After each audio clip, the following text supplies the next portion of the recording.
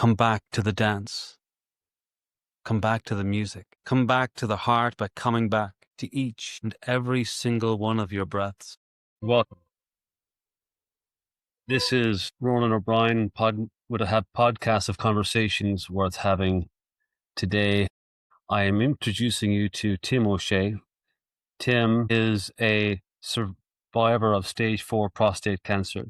And this is Tim's story and how he navigated the diagnosis and routes that he took for what he felt was best for him.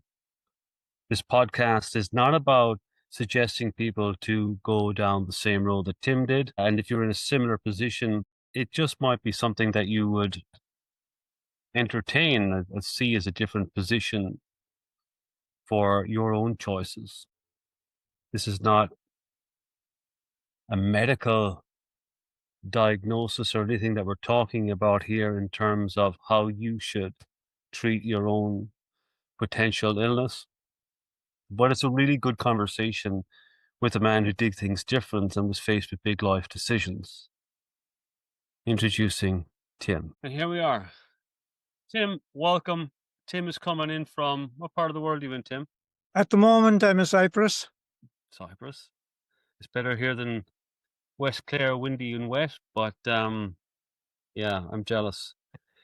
In the intro, I gave you a brief description of, where you were coming from and the survivor of cancer. And I want you to take us back to, well, as far as back as you want, really, and tell us when it all started. Well, the first indication I had that there was anything wrong was during a routine blood test back in 2015, where it was discovered that my PSA was rising. Like, it should be under, for any man, it should be under 4, would be up 4, or under would be anything above 4 or 3 or 4 would be deemed suspicious. So on the same blood test, the doctor done a physical examination and discovered there was a nodule or a growth or a tumor, call it what you want, in the prostate. He could literally feel that in his examination. Okay. So that was the start of it. So then that was a massive shock to me, because I went for something completely different. It was because the reason I was getting the blood test is because I would have a lot of osteoarthritis, and I was looking for any supplements or things that might be beneficial for my osteoarthritis. Other than that, I would have been what I'd consider in reasonably good health at that stage. So that was a massive... Pardon? What age were you then? 10 years ago, I was 62. So then, I got in contact with the hospitals, doctors. My doctors put contact with the hospitals in Limerick, with cancer centres, and they were very much hands-on, and they wanted to do biopsies. They wanted to do all sorts of things. And I was feeling, I suppose at that stage, I was still trying to get my head around what I had been told. It wasn't so that I had cancer at the time. It was just a growth in my prostate, and they wanted the biopsies would tell what it was or what it wasn't. So eventually, anyway, I was kind of watching and waiting and doing research and seeing this was all completely new to me. I was seeing, the one thing I suppose I would have known then or beforehand was the side effects of like chemotherapy and radiation has on people.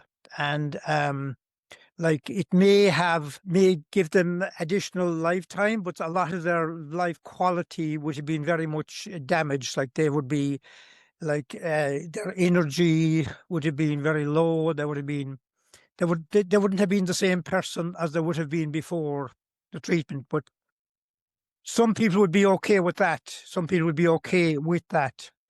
Okay, so for you, having experienced people in your life that had gone down that road of chemotherapy, that you were deciding that is the very last straw that you wanted to... Yes, it would have been and the other thing they wanted me that time was they wanted me to do prostate surgery, prostatectomy, which was removing the prostate, and then This was 2015, 16. I think it was either 2017 or 2018. I was still getting scans or images of the tumor, and it was within the prostate capsule, but it was growing, but very slightly, but it was still growing. So, in your initial diagnosis, did they give you what stage were you at then? Well, they didn't know that until they done the biopsy. Okay. And the biopsy didn't come until I think 2018, 19. I'm not sure the exact time. This is 3 years later that the Yeah, biopsy, and is yeah, this because I was still being very resistant to go along. Like I was still looking like I had made appointments. There were appointments made. I cancelled them. There was an appointment made in the Mater for robotic surgery back. I think it was either 2017 or 2018. And I went up there and I met the consultant and everything, and I was booked in to go a couple of days later. I think a week later, and I just couldn't do it. I just couldn't do it. I came back and I cancelled it a couple of days before I went. I'm And just having a thought about as you are, or say, stagnating your enthusiasm for going down that road of treatment. What was the conversation like with your family? well, I they didn't know much about it originally. It was only about it was right around the time 2017, maybe 2018, when I was in Dublin in the Mater Hospital and made the appointment for the with the robotic surgery. That I think it was around that time. I can't give the exact times or dates, but it was around that time that they became aware of what my problem was and all that. Because I kind of I would be a reasonably private person, and like I wouldn't want to be probably burdening them with my problems. If you want something like that, that's the way we Okay, want to so put it. your children and your family didn't know until, we'll say, 15, 16, 17, like 2 or 3 years later? Yeah, would be 2 or 3 years later. Yeah, yeah, yeah, Okay, yeah. cool. Okay, go on. So then around 2018, like I was still looking at alternative methods and means to treat the cancer, and I was on different diets, taking supplements, doing all these things, natural methods. So in terms of diet, what diet were you on back then? I was trying different diets. I was trying low, like Mediterranean diet, low carbs. I was fishing in water without a fishing rod. I was in the dark. I was just like, I was doing all sorts of things like that. A lot of the things like I was taking, actually I took high doses of THC oil for maybe about 6 months, Mm. back in 2000 and maybe, I don't know, that time as well, around that time, 2018, 17. I'm not sure the exact times. But anyway, fast forward to 2019, and I discovered this procedure that was done in Germany called IRE, which is electroporation or nanoknife. That procedure is it's supposed to be minimally invasive. So what it does is like they put um little strands of about the size of your hair strands into the tumor in the prostate, and they literally electrocute the tumor. Okay. Okay. So that happened. I got that done, went to Germany, to Hamburg, So Frankfurt. just on that, that was a private cost to yourself. Is that what there was a fundraising for that? No, I had No, to, no, sorry. Okay. I couldn't get any funding for it. I tried to get funding, but like it was all refused. So I had to literally borrow money from my family to get that Okay. done at the time. And I was in financial stress at that time as well. Yeah. So got that done and came back, and that was in, I think it was in the start of the summer 2019. My objection, or my main concern with getting the surgery, the prostate removed, or the robotic surgery, was it's the side effects that can have, that I discovered. Like some people may be incontinent afterwards. They may have to wear a bag. They may have to have a nappy, all them things.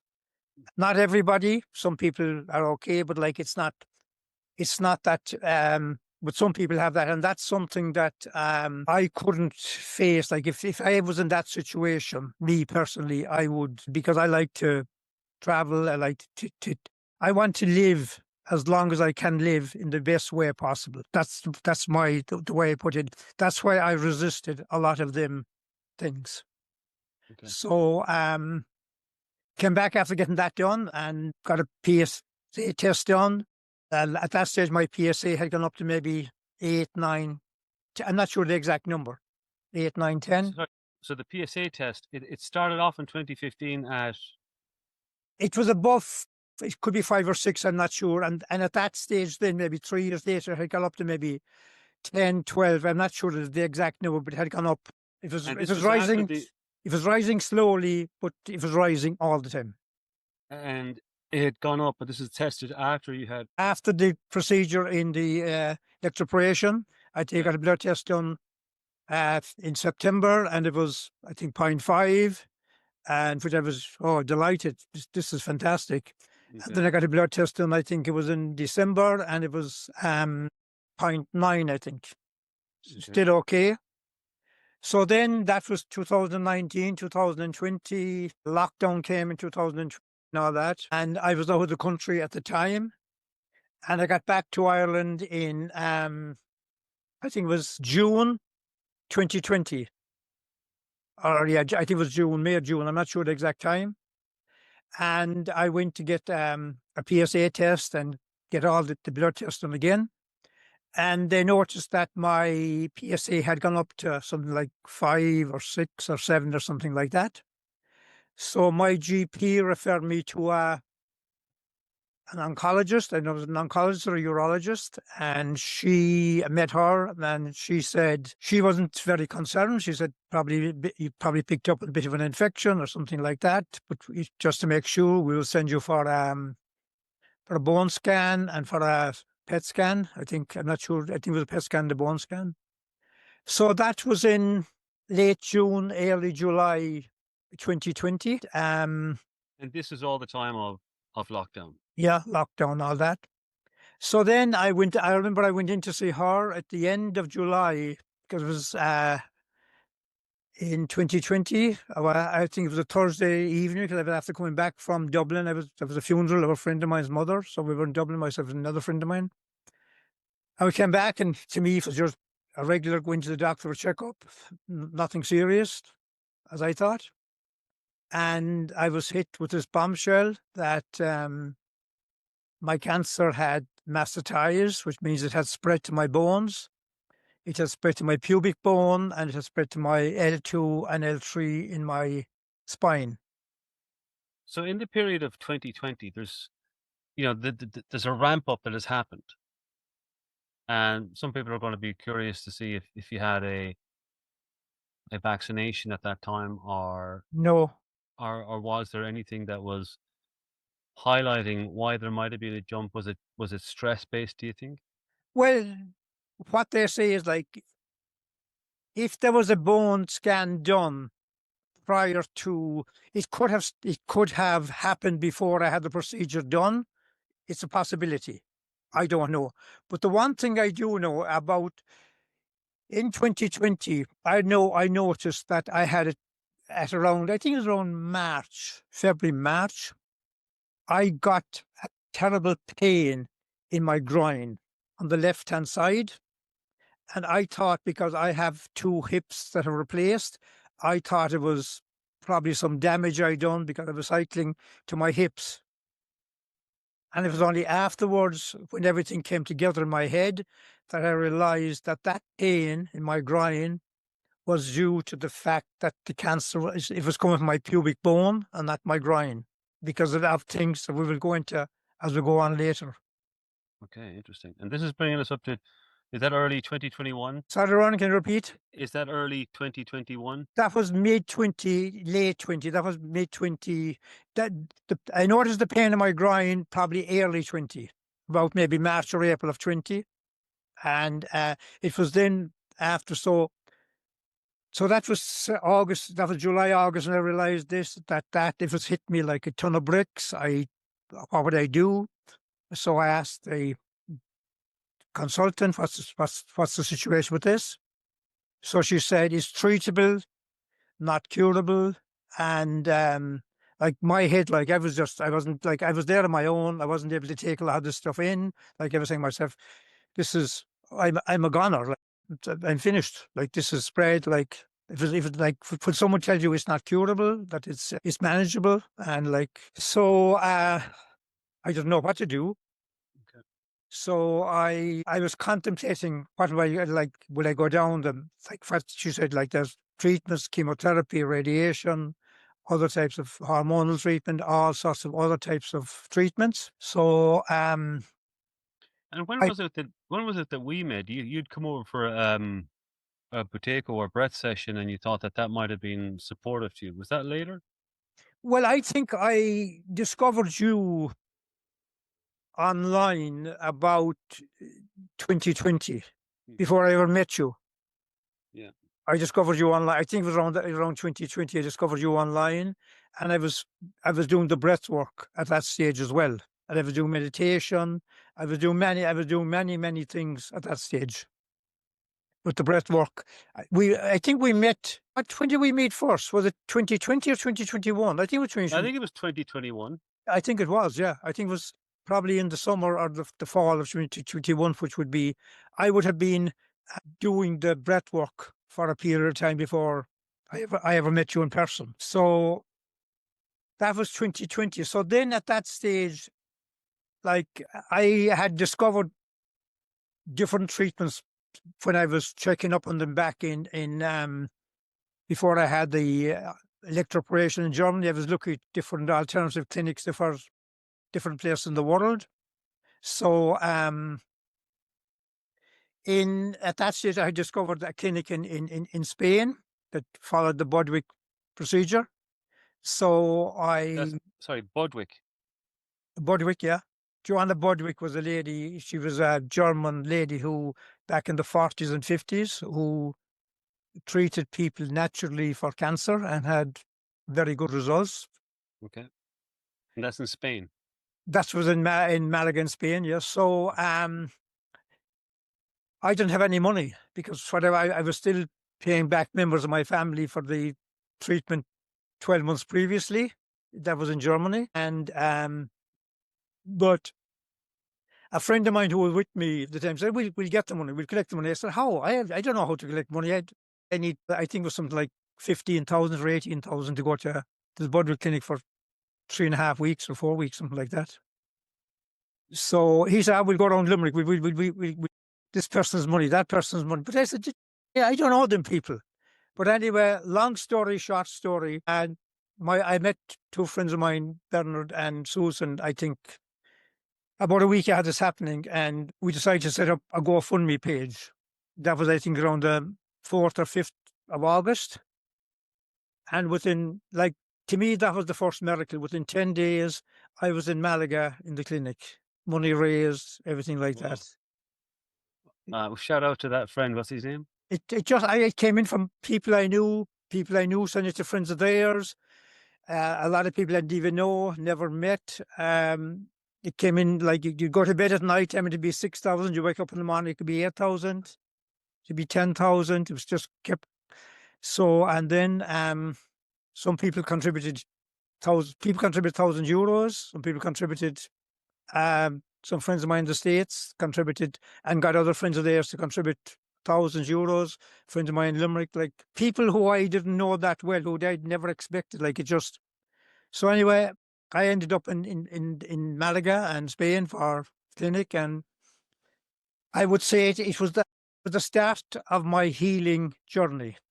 I wouldn't say it was because when I was there, I met other people who were in the same path as me, and they were looking for a different way, because I didn't know anybody at that stage who was following a different path. Okay. Okay. So you had no reference or no think tank group that was helping you indicate or navigate. Everybody who So was in the cancer support groups were following the conventional means of treatment, like surgery, radiation, chemotherapy, all the modules. And I can imagine how isolating or yeah, vulnerable that could be because you don't have anyone to reassure you or to support you in that process, you know. Well, it's very like you're doubting your own. Am I really going down the right road? Should I have done this earlier? I mean, there's a lot of doubt in that situation. Like, why did I let this go so far? I should have done this 2 years ago. I should have done this 3 years ago. And But is there anything you can recognize that now, in this hindsight, that what do you think kept you going from that period of like, I don't know what I'm doing or where I'm going, I'm in the dark, but I know I don't want to go over to that I line of had a it. picture in my mind of me sitting in a corner, alive but not living, no energy, waiting to die. I don't know where that picture came from, and Yes, that's gotcha. I don't know where that picture came from, but I couldn't like go that. I just couldn't go that, and like even then at that stage, I was coming under intense pressure from radiation oncologist and chemotherapy oncologist. I was there at points with my daughter. I was told I was irresponsible. I was told I felt I was coming under intense pressure in 20 and 21. And these And are not just the doctors and nurses, but these are, we say, the surgeons or well, my own doctor was not like, I told her, like, I wanted to live life the way I wanted to live it. I didn't want to go, and she didn't try to persuade me A or nay. She said, like, that's your choice. But it was the, and I don't like, it's not that I'm blaming the radiation oncologist or the chemo, because that's the way they treat people. And I was this person who didn't want to be treated. yeah. Okay. And I got so annoyed or so angry with him at one stage that I said to then because I wasn't following the treatment, I was looking for appointments to get scans and all that. And I was told that I wasn't being treated because you're not my patient anymore. I was told that.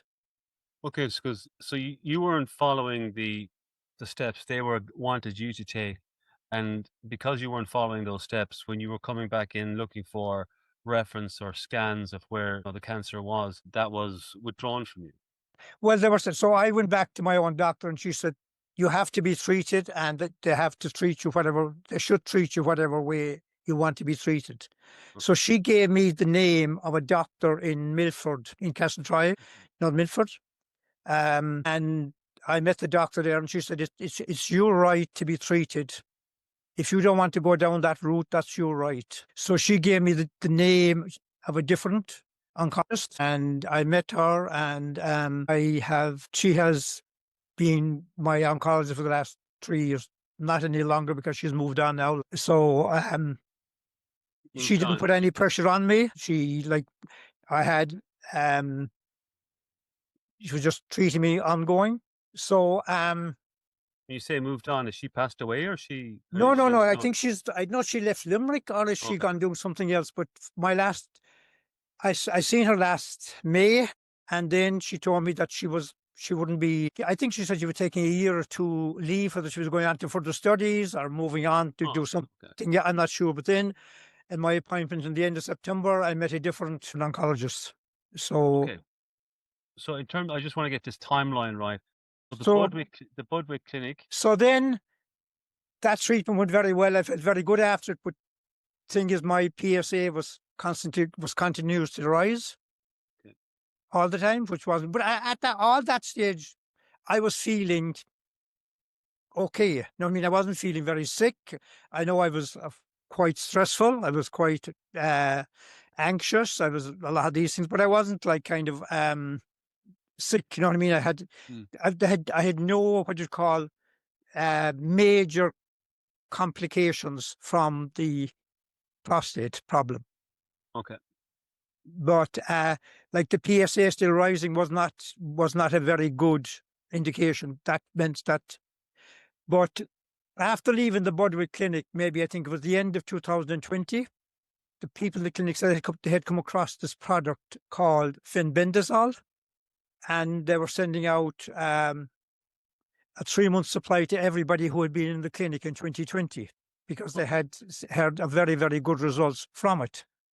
Now, for those listening, fenbendazole is a veterinary purposed parasite medication. That's correct, yeah.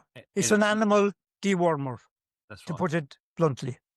And it's not, it hasn't done any trials for humans, but from the clinic in the Budwick, they, I suppose, what was the word? They,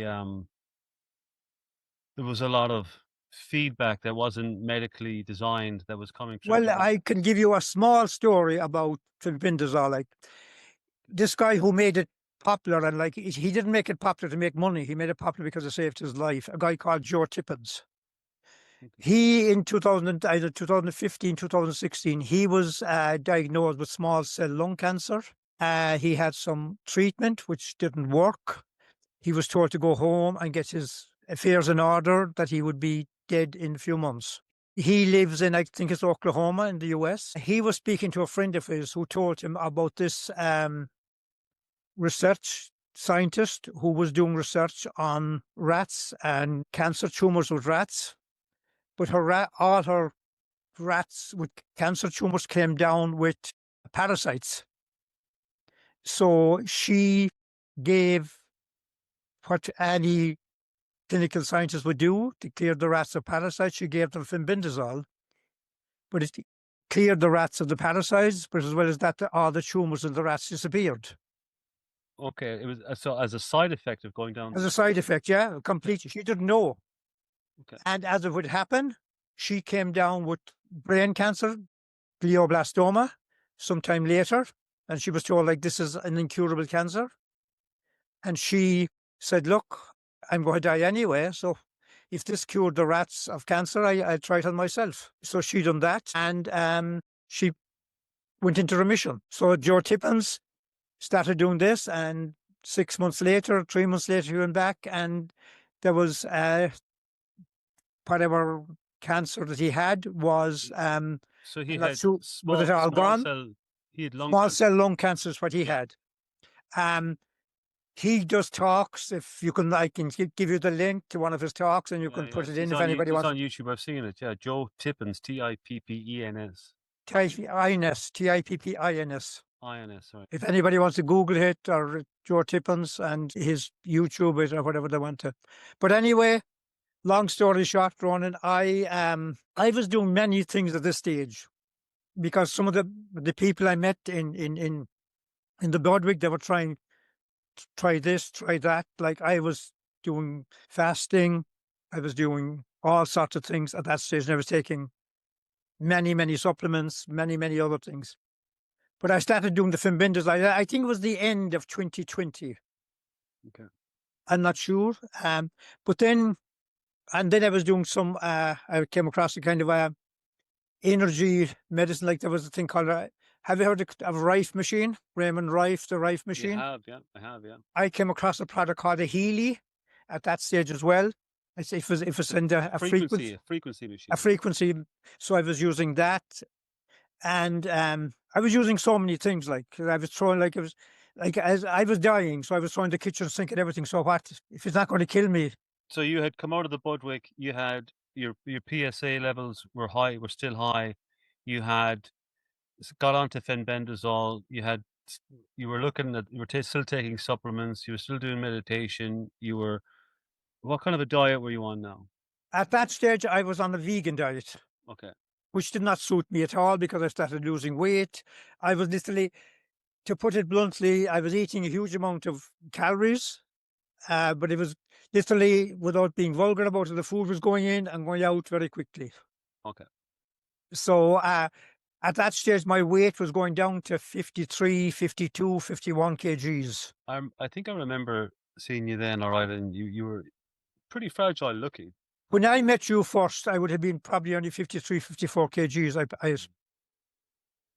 Yeah, I remember that. I was really gaunt looking everything. So that was, say... Just for now, what weight are you now? 69. 69, okay. Sorry, So go on. That's from 53 to 69, which is a bit of a jump. So anyway, like this was in the early 21, mid 21. So after, I think, maybe 3 or 4 months, I noticed that the pain in my groin went. And I kind of I didn't know what to put it down to, because I was doing so many things at the time. So then coming to the summer of 2021, I was back and I was gardening. I was pulling and dragging the garden, and the pain came back in my groin again.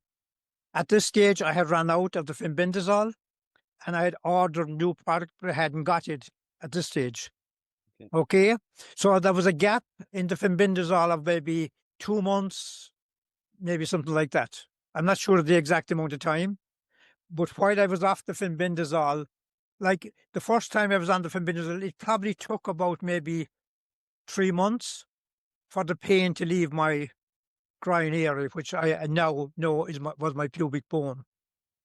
Then I went back on the fenbendazole probably around the summer of 21, and with the second time, within I think maybe a month or 5 weeks, the pain in my groin went away again. So it was that time, or soon after that time, that it clicked with me. Oh, this is what's causing that. This is what's causing. Happening. So something's definitely happening with the timeline of fenbendazole, yeah, that you're associating with the yeah. pelvic pain rising and falling. Okay. And touch wood, thank God, that pain has not come back since late 2021. And now we're into late 2025.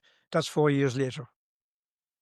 I remember in one of our conversations recently, you had said that, probably the biggest hinge point in your whole journey was the fenbendazole. Yeah. Oh yeah. I would credit that, and other things as well. Like I would be on from about 2021 on, I would be in ketosis a lot as well. And that's funny, because one of the things that fenbendazole does is that it's a mechanism that disrupts the nutrient uptake of glucose. Yeah, that's one thing. And the other thing fenbendazole does, it turns on your P53 gene, which is a cancer-fighting gene. So it's only later in my own research and following up what people are saying and doing that I have discovered that as well. But there's a guy in the US at Thomas Secret in Boston College, and he would be very much into follow a guy who was back 100 years ago, Otto Warburg, if you ever heard of him, back in the 90s.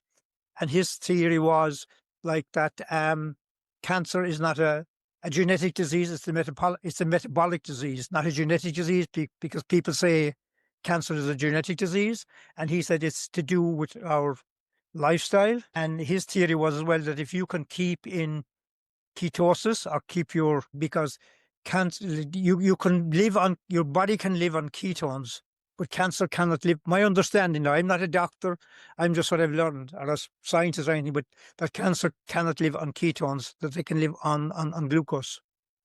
So he would be very big into keeping to be in a ketogenic state as much as possible. And a ketogenic state, again, it's a meat diet, basically, isn't it? The what? It's a largely meat-based. Well, it's low carbs, no sugar, no fruit, high fat. My diet at the moment would be high fat keto. I would get about 50% of my calories from fat. Sounds like a Western Price type diet. Yeah, it would go back to the same basic principle, Yeah. And I have some notes here on the fenbendazole, that it's from a mechanistic overlap, the microtubule inhibition mechanism is similar to established anti-cancer agents like vinca alkaloids and taxanes, in that they disrupt cell division. And there's a metabolic part of this as well. Metabolic energy stress effects. Some experimental studies show fenbendazole inhibits glucose uptake and reduces ATP generation, induces oxidative stress in cancer cell lines. So there is, this is a ChatGPT search on it. So I mean, there is some availability in the fenbendazole on that as well.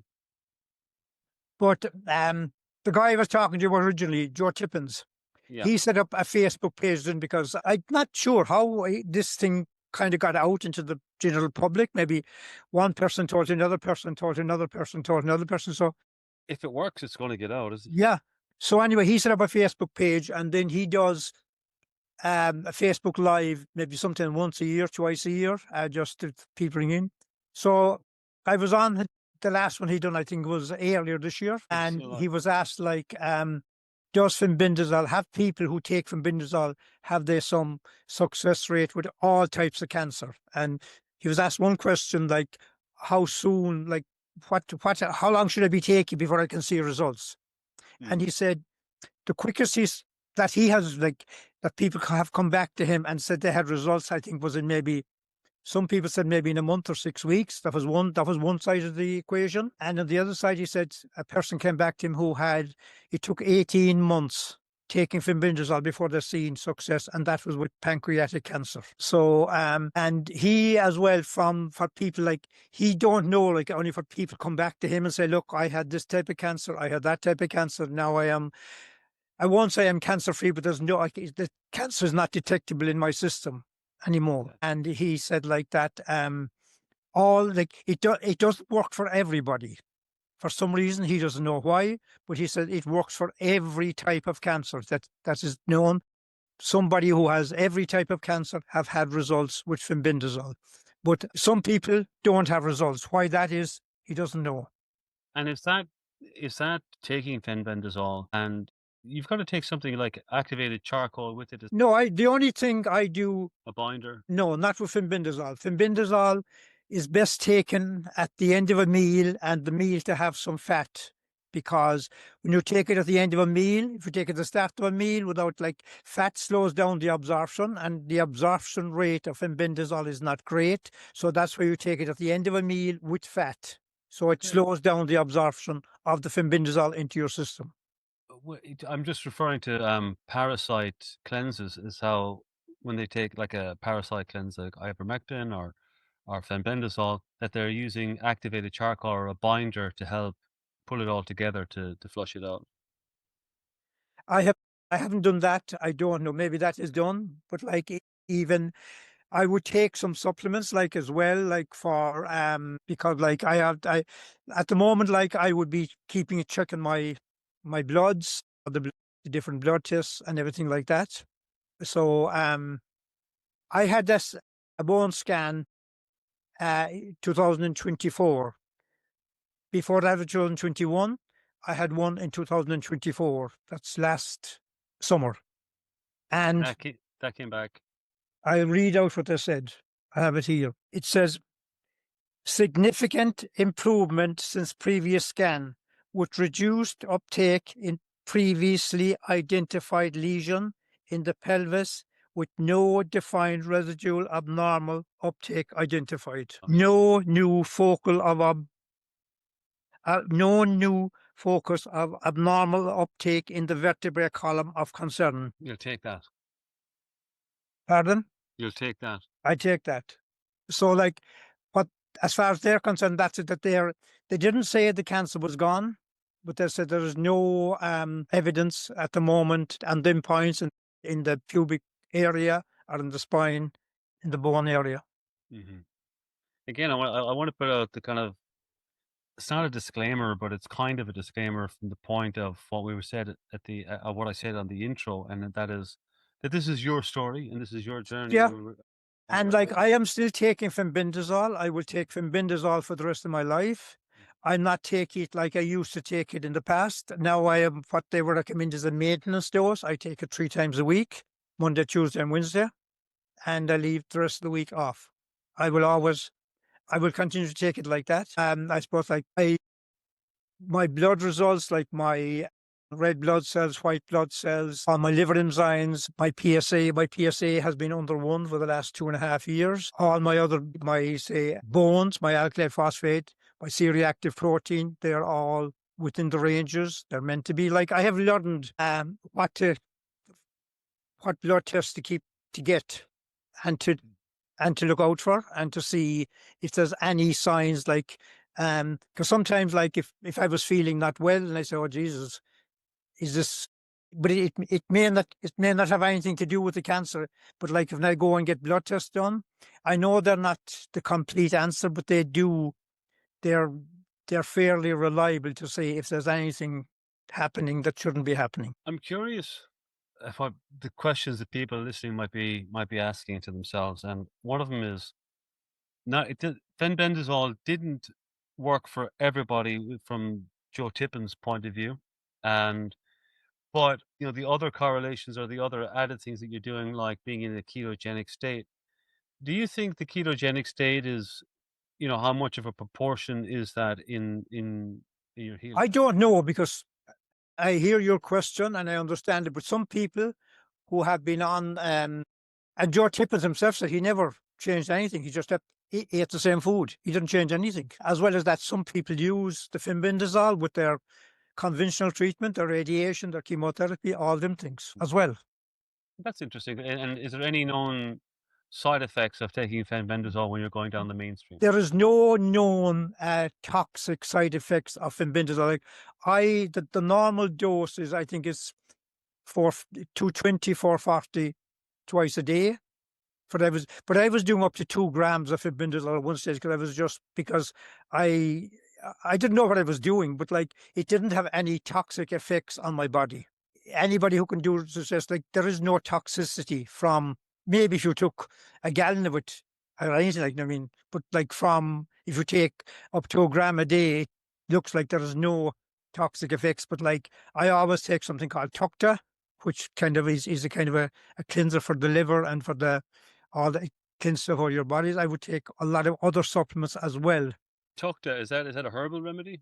No, it's a natural it's a natural product. It's a very long word. Tucta is just Tucta. It's a very, very long word acid. Like that's what it's called, which I can't pronounce. Okay. But if you Google Tucta, Okay. you'll find it. And it's a predominant liver cleanse. It helps your to flush out your system. If you take like any kind of pharmaceuticals, you've got to flush them out of your body. How they do what they do. Like even if you take antibiotics or anything, your body has to flush them out. Like your kidneys and your liver is your kind of are your flusher out of the system. So you've got to, and that helps to flush out. Some people take milk thistle as well. Took that, but I've been like what I've gathered and what I understand is Tucta is more beneficial. Okay, I must check that out. So that brings us up to close to now. And how have you been since that scan that came back with the report that you read out, and where are your PSA levels now? Well, at the moment, I had a meeting with the oncologist in September, and blood tests were okay, no problem with the blood tests. And he said he would see me again next year, and he said we'd probably do a bone scans again to see where you're at. How is your mind clarity, your physical health, your energy? How's At the moment, my religion physical getting on? health, I feel, is very good. Okay. Like I actually feel stronger now than I did maybe 5, 10 years ago. You definitely look stronger, yeah. Like I was cycling a lot during the summer, like I cycled for an hour 5 or 6 times a week, and I felt like I could push myself harder cycling than I could for the last 6 or 7 years or more. I know I have a lot of arthritis. I have a lot of osteoarthritis, but that is uh, it's not getting any worse. Like I have 2 hips replaced, I have a knee replaced. I have it in my hands. Like I can't make a fist like that Okay. because I have it there. I have it in my shoulders. I have it in my ankle. I have it in my other knee. But Joe Tippins doesn't have anything for osteoarthritis. just keep moving, Ronnie. Keep moving. Keep training. Keep doing them things. To me, that's the best medicine for arthritis. Is just keep moving. Well, I think we've covered the last couple of years in that, and But the other night, what I would have done in that time as well, I'd have done a lot of breath. I would do breath work daily. I would do meditation. I think like all them things are very beneficial as well. Like it's to keep your mind focused, or like if I was tired, I'd lie down, do breath work. I might fall asleep doing it, maybe for 2 minutes only, and I'd wake up refreshed. that's the one on my app, or is it a I, different one? Is it the he's one? one of your ones. I'm not sure. Yeah. Okay. It's the one I do.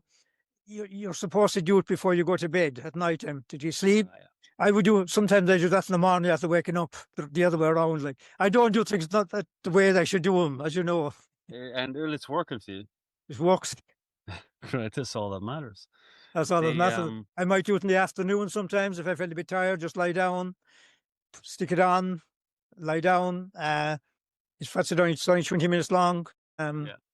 I might listen to the whole lot of it. Sometimes I don't wake up. I might, even if I close my eyes even if I just sleep for maybe 30 seconds, it just seems to reinvigorate me. And I'm kind of, that tiredness just is gone. Yeah, well, it has a play in our metabolic system as well. You know how Yeah. we breathe. And like, But I would be, like just me, I would be very strict with my diet.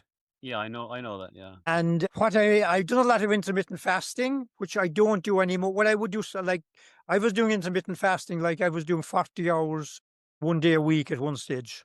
Like I'd finish eating on Saturday night at 5 o'clock, 6 o'clock, and I wouldn't eat again until Monday morning, 10 o'clock.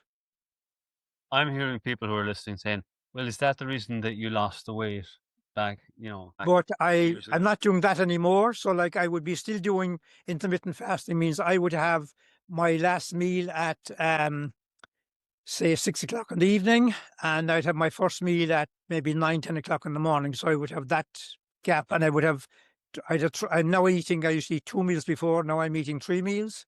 And since I changed that, as well as everything else, my weight has come back up like from what it was from mid 50s to high 60s That's very kgs. unique.